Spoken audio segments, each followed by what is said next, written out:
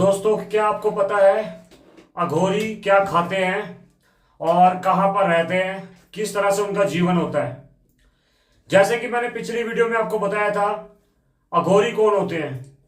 अघोरी वो होते हैं जो अघोर संप्रदाय से ताल्लुक रखते हैं और इसके अलावा उनका अपना कोई जीवन नहीं होता, वो समाज के लिए समर्पित हो जाते हैं। और वो रहते कहाँ पे हैं? रहने के लिए वो ज्यादातर पहाड़ों पर रहते हैं या फिर वो समाज से दूर रहते हैं। वो समाज में बहुत कम जाते हैं और इसके अलावा जो लोग उनके अघोरी से मिलने जाते हैं वो उन लोगों से बात भी नहीं करते हैं और समाज से दूरी बना के रखते हैं। वो हमेशा कैमरे के सामने नहीं आते हैं। जब ज्यादातर कोई सामाजिक कार्य होगा या कोई धार्मिक कार्य होगा तब वो सामने आते हैं, इसके अलावा कभी भी सामने नहीं आते हैं। तो आपने अघोरियों कभी भी अगर आप उनको दिखेंगे वो हमेशा अपने ऊपर भस्म मले हुए रखते हैं। वो होती है वह क्या बोलते हैं उसको, जो शमशान की राख को अपने पूरे शरीर पर मल के रखते हैं। तो और इसके अलावा वो आपने देखा होगा कि कई फिल्मों में उसमें क्या है, अघोरी जो होते हैं लाश को खाते हैं, जो जिंदा लाश होती है या मुर्दों को खाते हैं। तो वो ये साबित करना चाहते हैं, जो अघोरी ये साबित करना चाहते हैं कि हमारे लिए सब कुछ बराबर है, हम एक समान रूप में देखते हैं। वो अपने आप को शिव का अवतार समझते हैं या फिर वो सोचते हैं कि जैसे शिव को पाने के लिए वो इस चीज को मोक्ष की प्राप्ति के लिए मार्ग समझते हैं। और शिव भगवान को जो है अपना आराध्य सर्वोपरि और शिव भगवान को ही अपना सर्वोपरि देवता मानते हैं, इष्ट देव मानते हैं। और इसके अलावा उनका कोई अपना दीन, अपना कोई भी उनका मजहब नहीं होता, वो समाज के लिए समर्पित हो जाते हैं। और जब भी अगर आपने उनको ध्यान से देखा होगा या फिर वो कहीं पर भी आपको बैठे हुए नजर आएंगे शमशान के ऊपर, तो उनका मानना ये होता है कि हम यहां से सीधे उनको मोक्ष की प्राप्ति होती है। और जो समाज जिस चीज को ठुकरा देता है उन चीजों को वो जो अघोरी है वो अपनाते हैं। उनका जो स्वभाव भी काफी उग्र होता है।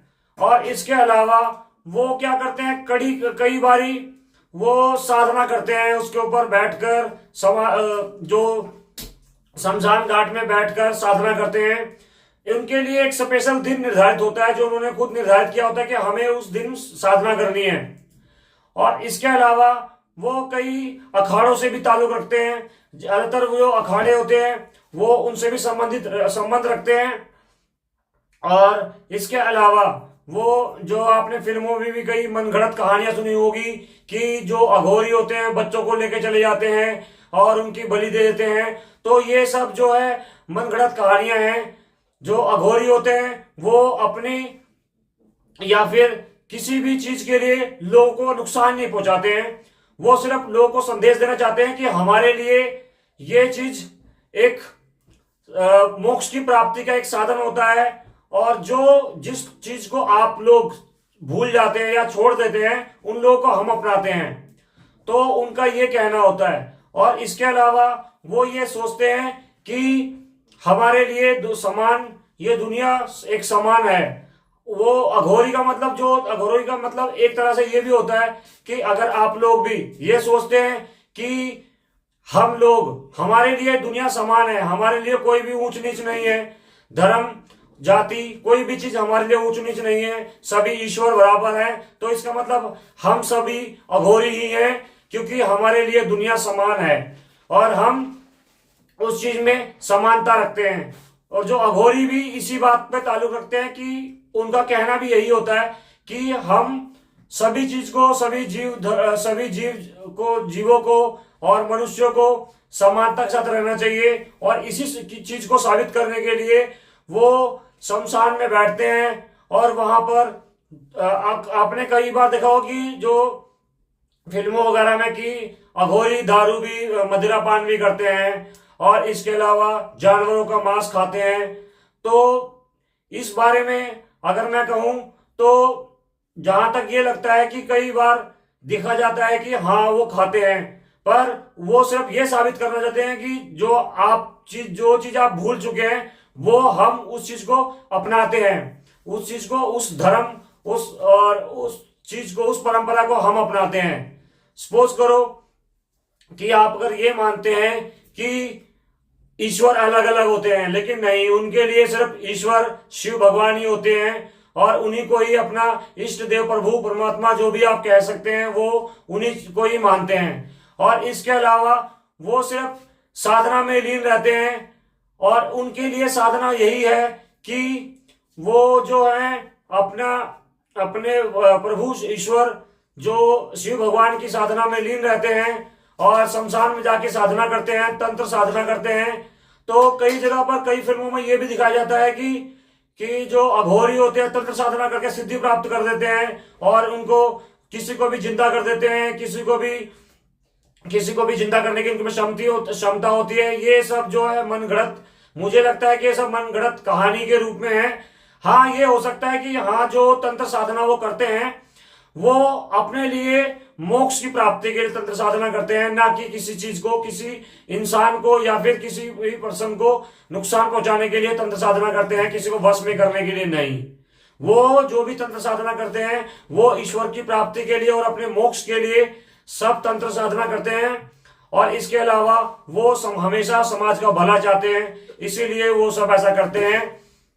दूसरी बात तो ये है कि लोगों को ये लगता है कि वो जो अघोरी होते हैं वो अघोरियों का मतलब ये होता है, लोग समझते हैं जैसे कि अगर आपने यूपी, बिहार या फिर जहां पर भी कम लोग पढ़े लिखे होते हैं, वो अगर उनके बच्चे होते हैं, बच्चों को वो अघोरी करके बुलाते हैं। जब वो बच्चे अगर वो कई महीनों तक या कुछ समय तक नहाते नहीं है तो उनके माता पिता या फिर उनकी माताएं कई बार अघोरी कह जाती है। तो अघोरी एक तरह से बुलाने का एक गंदा सा रिवाज हो जाता है या फिर एक नाम रख दिया जाता है कि अघोरी है।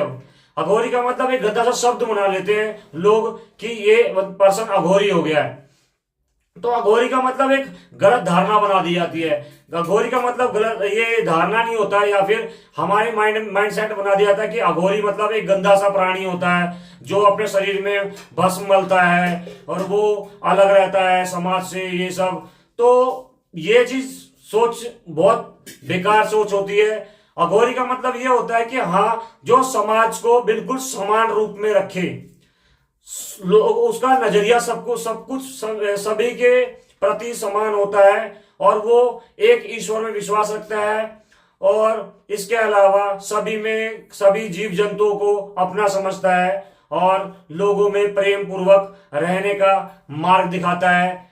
तो इसीलिए ही अघोरी जो है समाज से दूर रहते हैं, तंत्र साधना में लीन रहते हैं, शमशान में जाते हैं। और इसके अलावा कई बार देखा होगा कि हाँ, वो मुर्दों का मांस भी खाते हैं। बिल्कुल सही है कि हाँ, वो मुर्दों का मांस खाते हैं, क्योंकि लोग जो है उनको जो लाशों को छोड़ देते हैं, छोड़ के चले जाते हैं।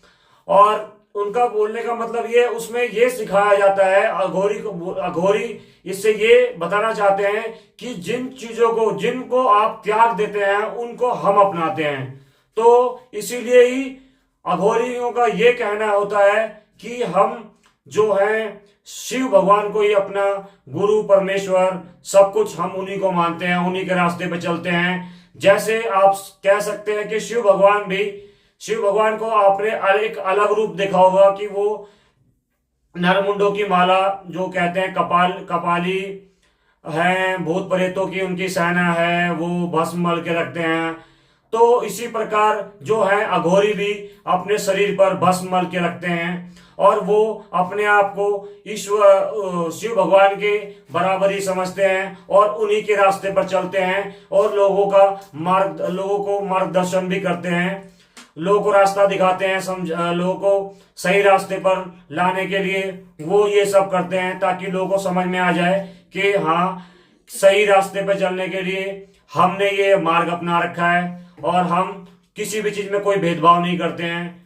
तो यही एक कारण होता है कि अघोरी पहाड़ों में जाकर रहते हैं और समाज से बिल्कुल दूर रहते हैं। समाज से कोई लेना देना नहीं होता उनको, ना फिर कैमरे में आते हैं किसी के सामने, ना किसी से बात करते हैं। वो अपनी अलग दुनिया में, उनको वो अलग दुनिया में जीते हैं, समाज से बिल्कुल अलग रहते हैं। आजकल आपने देखा होगा महाकुंभ चल रहा है, तो महाकुंभ में आपने कई अघोरियों को देखा होगा, वो हर जगह बैठे होते हैं, अभी भी स्नान करने, शाही स्नान करने आते हैं। और आपने देखा होगा कि शाही स्नान करने के लिए वो जाते हैं, और अखाड़ों में हर जगह वो अलग अलग अखाड़ों में वो होते हैं, सम्मिलित होते हैं। इसके अलावा वो लोगों से कम बातचीत करते हैं, और जब ये महाकुंभ खत्म हो जाता है तो आपने देखा होगा कि वो पता नहीं कहाँ चले जाते हैं, लुप्त हो जाते हैं बिल्कुल। आप कह सकते हैं कि वो किसी को दिखाई नहीं देते उसके बाद। उसका कारण यही होता है कि वो बहुत कम लोगों को दिखाई देते हैं। सिर्फ एक सामाजिक और एक धार्मिक जो मेला होता है, या फिर आप कह सकते हैं कि धार्मिक प्रोग्राम, जब धार्मिक प्रोग्राम होता है, महाकुंभ होता है, जो 12 साल, या फिर अगर अलग अलग जैसे प्रयागराज में हो गया, उज्जैन में हो गया, नासिक में, हरिद्वार में हो गया। और जो प्रयागराज में तो आपको पता ही होगा 12 साल में एक बार होता है, और इसके अलावा हरिद्वार में और प्रयागराज में हर 6 महीने बाद भी होता है। लेकिन जो नासिक में हो गया, उज्जैन में हो गया, यहाँ पर सिर्फ 12 साल बाद ही होता है। तो यही एक कारण होता है कि हमको ये समझना चाहिए कि जैसे अघोरी रहते हैं, हम अगर उनके तरह रह नहीं सकते हैं, लेकिन हम उनकी तरह ये तो समझ सकते हैं कि हमें लोगों को एक समान समझना चाहिए, और हमें अपने आपस में भेदभाव नहीं करना चाहिए। ईश्वर को, अगर हम सभी एक ईश्वर की संतान है, तो हमें उसी ईश्वर को अपना मानते हुए, लोगों में समानता की भावना रखते हुए, अपने ईश्वर को मानते हुए सभी में समानता रखनी चाहिए, और एक ईश्वर को मानना चाहिए, क्योंकि हम सभी एक ही ईश्वर की संतान है। और हमें ये समझना चाहिए कि चाहे हम नाम अलग अलग रहते हैं, लेकिन हम आखिर में एक ही ईश्वर की संतान है। तो इसके साथ ही मेरा ये जो वीडियो है समाप्त होता है। धन्यवाद। अगर आपको अच्छे लगे ये वीडियो तो शेयर, लाइक और सब्सक्राइब करें। धन्यवाद।